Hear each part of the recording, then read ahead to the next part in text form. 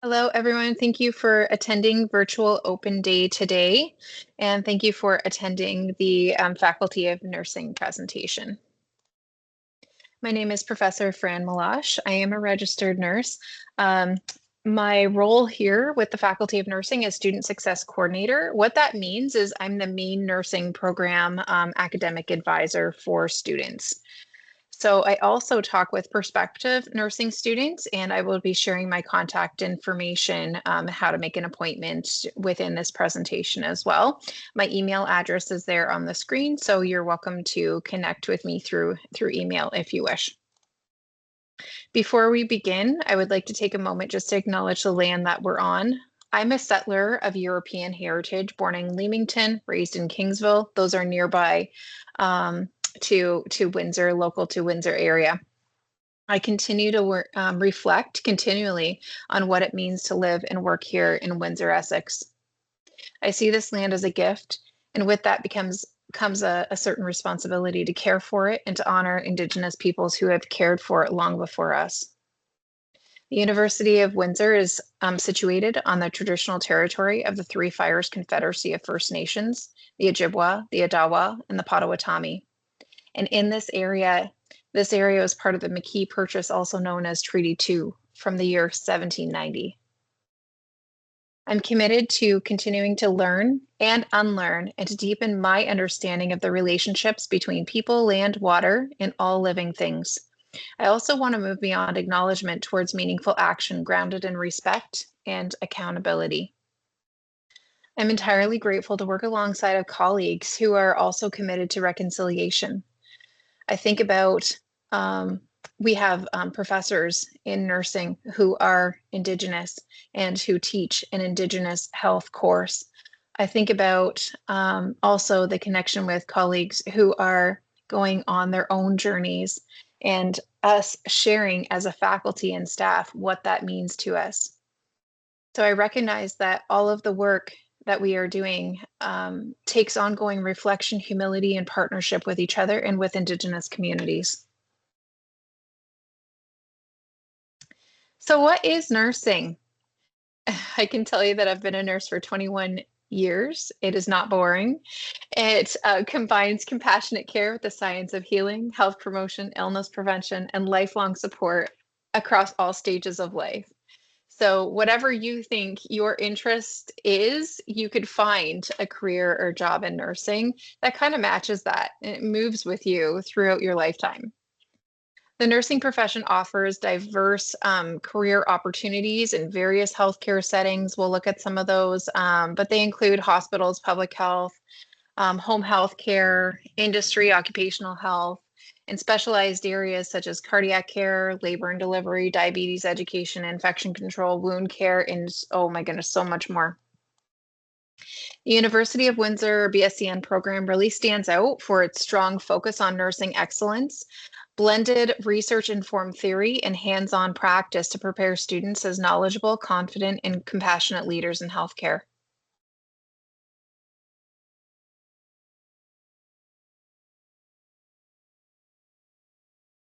So let's take a look at the programs overall that nursing has.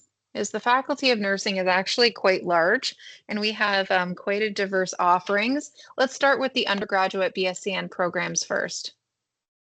So we offer a 4-year Bachelor of Science in Nursing, a 3-year RPN to RN bridging BScN program, and a compressed coming soon. So it's not available yet, but we are working on a compressed BScN program. It has been approved by the College of Nurses of Ontario for us to deliver one.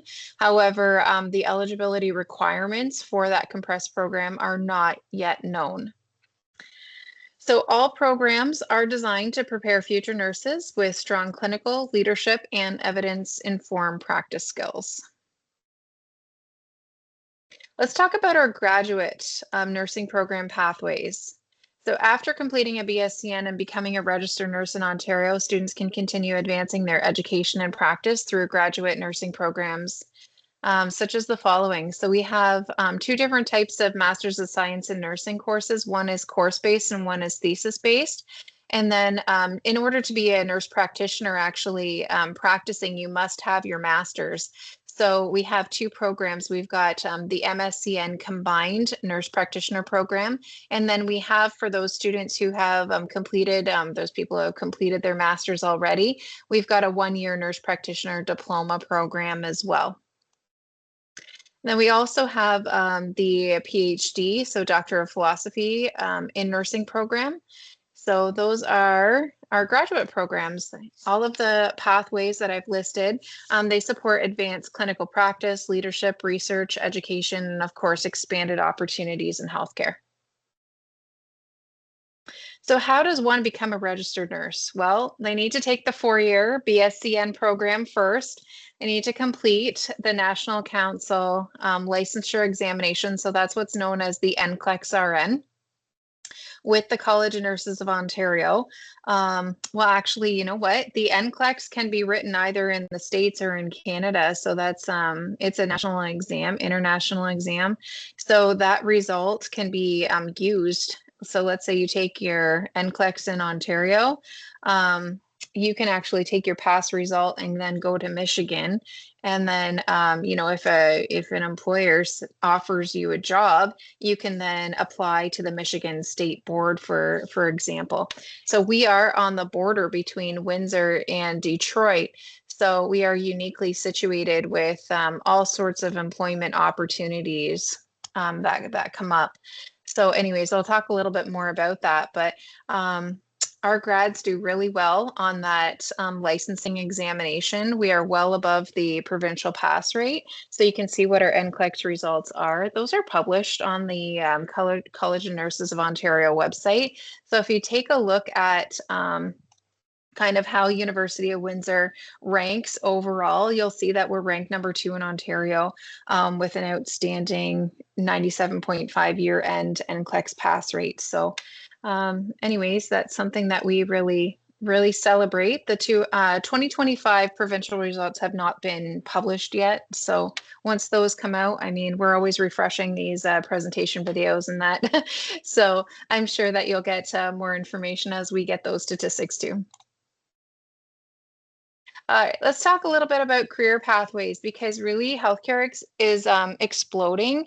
It continues to expand, creating a strong demand and diverse opportunities for nurses. The University of Windsor graduates pursue careers in a wide range of clinical and community settings, locally, nationally, internationally. I have students coming to tell me, like alumni, while they graduate, right? So alumni telling me all the time that, you know, they're either hired in Michigan or, you know, different places, Northwest Territories, Nunavut area, Northern nursing opportunities, maybe in the States, in California, in Florida, like different places, right? So University of Windsor grads really do go everywhere, I would say. So the program definitely prepares students for, you know, their next steps in their career for employment. The University of Windsor itself is located near one of Canada's busiest border crossings between Windsor and Detroit. So we provide unique opportunities to learn from diverse health care experts, and we bring those experiences to our students. So we already talked a little bit about the NCLEX rates, but the employment rate, 97.5 to 99% of our students get jobs actually after, you know, between you're just graduating and between their second year after graduating. So will you get a job in nursing? Yes, odds are very high. A career in nursing offers obviously flexible career pathways, allowing graduates to align their careers with evolving interests and goals. So look at the types of careers, and this is like, there's so much more other than this. I think I mentioned some at the beginning of this presentation, but really our students really do go everywhere. And nursing is one of those where you can take additional education with your master's, with your nurse practitioner, with your doctorate. You could also take specialized certifications and specialize into something afterwards. So it is unique in the way that you can really match your interests. If you get bored in, you know, what you are doing later, you can switch it and do something else quite easily. Okay, so let's talk about some reasons why you would select Windsor as your choice. So I do want to share with you that that it's pretty awesome that our program, we have clinical right in our first year. And then not only that, but you have a whole entire fall semester where the high school student is transitioned over to like university life. So if you take a look at our course sequence guide on our website, you'll see that the first year fall courses don't look as demanding as some of the other semesters in the program. So that is specially built so that students can get used to like the new workload, the way of communication, among course professors and how to navigate university life in general. So we want to help support students, get them off to a really good start before the rest of their program begins. So clinical is no exception. It does start in a medical or surgical unit, but it doesn't start until the winter semester. So in the fall semester, we give the students all of the tools to basically get started in January for their medical or surgical placement. So the placements themselves are not overwhelming. There's one instructor to 8 students. So all of our labs are pretty small as in terms of size. So if you go to your experiential learning lab, you might have 12 to 15 students there. If you go to your anatomy and physiology lab, you might have 22 to 25 students there. And then the large group ones that we have, we're accepting, I believe, 250 students, 230 to 250 students incoming for the 2026 cohort. I'm not sure about 2027 if you're listening and hoping to learn a little bit more about next year's application cycle. However, for this 2026 cycle, I can let you know that those large group sizes will be around those numbers. So we always make sure that there's enough support. Like if it's a larger group, then we'll make sure we have enough teaching assistants or, supports where students can go in for drop-in sessions or, exam reviews, things like that. So we do a really good job of making sure that students are supported. And obviously, because of our small sizes and clinical and labs, it gives students an opportunity to really ask their teachers questions and get individualized support. So we talked a little bit about some of the points on this slide. I also want to share like why UWindsor, because we are always looking at new ways to make sure that our students are engaging in our program. So we can give you a couple examples. So we are approved from the College of Nurses of Ontario to deliver the RN prescribing course for continuing education, so for practicing nurses. But new this year, we actually put it in for our year fours. We were approved by the College of Nurses to add the RN prescribing course in directly for our year four students to take as an option if they wish. So this year, so our graduating class right now, so as of June 2026, some students who took either in the fall or the winter of this past academic year, the RN prescribing course will be graduating with their BScN degree plus RN prescribing. So that's pretty cool. And rolling forward, I mean, that's going to continue as long as we're approved to deliver it. So it's pretty cool. Right now, we are still an Ontario Learn and Stay Grant Program designation. So if you have questions about that, I will try to answer some of them throughout the duration of this presentation. But if you do have some questions about that, sometimes the financial aid department on campus is very helpful with that. Also, the Ontario Learn and Stay website has a number of workshops and things that students can do to take a look at, whether or not they want to take a part of this grant program.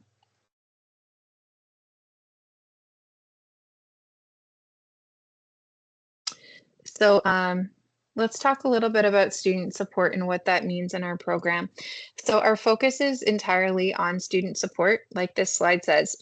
So we try to put everything on here, but obviously the slide is super crammed because we really, really enjoy supporting our students one-on-one. It is entirely important for us to make sure that we are, giving our best because we know that the future generation of nursing is basically, at our hands as educators and supporters.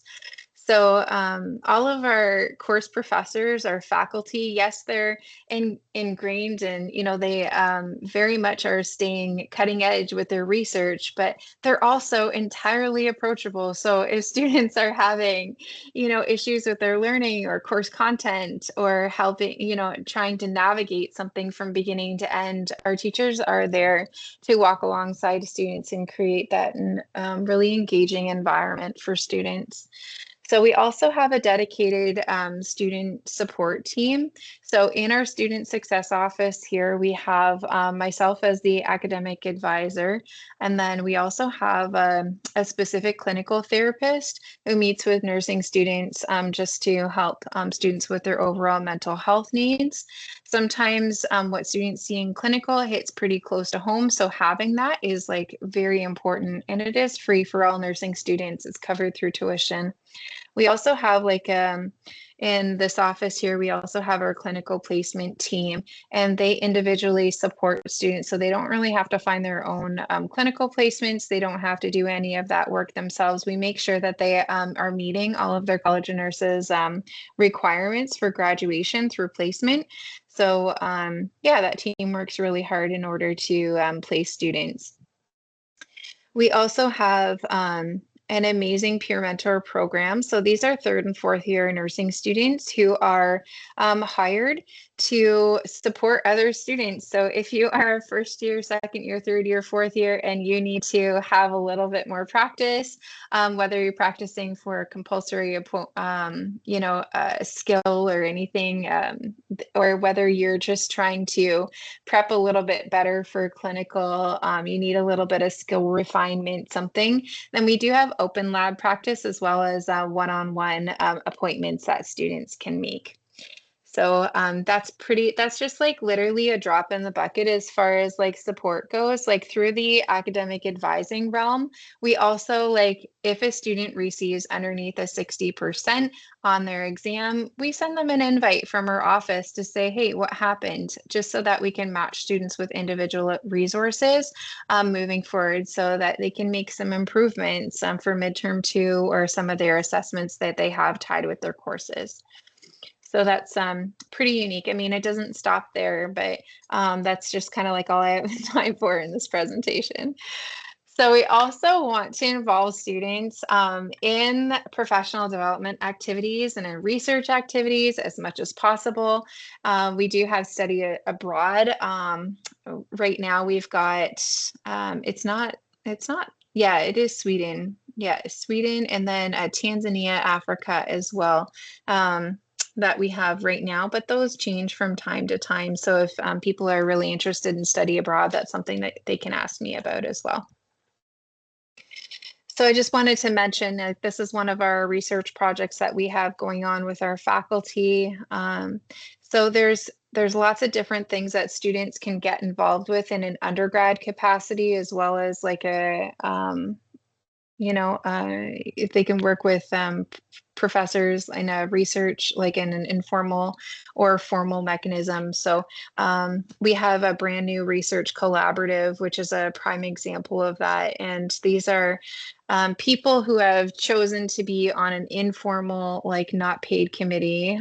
Paid committee would be like through outstanding scholars. However, the research collaborative is something just unique to nursing. It's like graduate nursing students, faculty, as well as our undergraduates. So pretend you're an undergraduate, first or second year, and you really want to participate in research, get a little exposure to that, then I mean, you're welcome to join in and, join faculty who are doing research. We've got this wonderful Lead Medallion Scholars Program in nursing where we really encourage students to be involved from year 1 to year 4, increasingly slow in a number of different areas. So students can earn a gold, silver, or a bronze medal throughout the program. So they apply for it in year 4, and then on convocation, they would be issued their medal. So through leadership activities, engagement activities, and these are all extracurricular application activities, and then discovery as well. And discovery is one of those harder ones through research, right? So we're really creating those research opportunities for our students to join in on. Okay, so some of you might be wondering about admission requirements. So we have two things that I want to talk about, a primary average and a secondary average. So some of you who have already applied may not need to know this information. However, for those who are listening who are wanting to get their information ready for the future, they might consider looking a little bit closer. So I'm talking directly to students who are probably in grade 11 right now who are prepping their grade 12 courses. However, what you're trying to look for, the required courses anyways, you need to for sure take your grade 12U English, grade 12U biology, grade 12U Chem, grade 12 math, any grade 12 math. So let's talk about those in specific. There's two things that the registrar's office is looking for. One is those courses in a primary average. So looking for a minimum of 65% for sure in English, 70% minimum in the grade 12U bio and the chem. However, as you can see on the slide, we've got a very competitive program. So those top 6 count as a primary average, probably with those courses that I just mentioned. And 80% is recommended to be competitive, and 85 or above for those primary courses are even more competitive. So let's talk about the secondary average. So we talked about primary already. It's the top 6 U or M courses. The secondary average is the bio and the chem combined. So if you take those ones, you combine your score, then competitive, like you should have for sure over a 70. However, competitive would be over an 80% combine those two together. If you have over an 85 or higher, again, same as the primary average, then it puts you into even more of a competitive position. So please connect with, you can connect with me directly if you need more information about admissions, or you can connect with your guidance office as well. If people are listening who are mature transfer students, either transferring from different programs at UWindsor to nursing, or from different universities to nursing, other nursing programs to this nursing program, or maybe you're a mature student and just looking for information, then you can definitely email nurse@UWindsor. So it's NURSE@UWindsor.ca. You can ask a request for program advising. You can also go onto our admissions website and you'll see where there's a button for program advising. I set up my calendar every Friday afternoon to meet with prospective students. Okay, so for those of you who have an offer, what would you do next? All right, we want to suggest that you celebrate. So celebrate that because you've worked super hard to get an offer, and we are excited and we want to celebrate that with you. So we will see you, but celebrate that with your families because it's a big achievement. So next, you want to accept your offer. Don't forget to do that on OUAC. So go ahead and do that, and then follow any of the directions outlined by the registrar's office at the University of Windsor to see if further action is required on your student account. You do have like a to-do or a flag system, so just follow any requirements that you need to follow up on with the registrar's office. So definitely look for that. And then the Faculty of Nursing has an admission package. So you should be getting an email. If you have an offer, you should be getting an email pointing you to the admissions package. Now, if you don't, that's okay. So take a look at the Faculty of Nursing website, and then take a look at, there's a tile that says incoming year 1 BScN students. So if you take a look at that, the first thing you're seeing is the admissions package, and then the admissions package is going to outline the things that you need to do to get ready for the program. So after that, you just confirm, really go back to that offer and confirm that you've met all the conditions for your conditional offer. And then keep an eye out for upcoming events like Head Start and the Year One program information or orientation.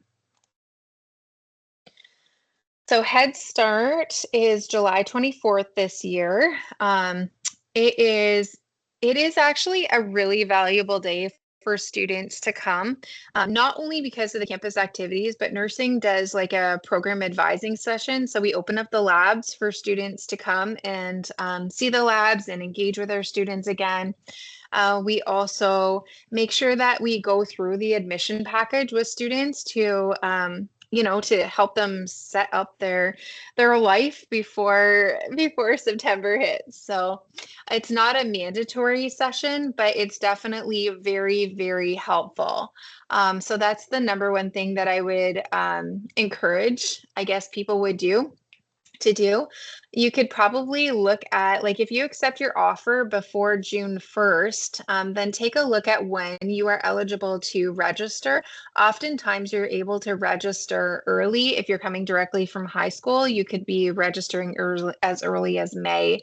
So take a look and see when you're able to register for your courses, and then follow the course sequence guide as far as like what you register for.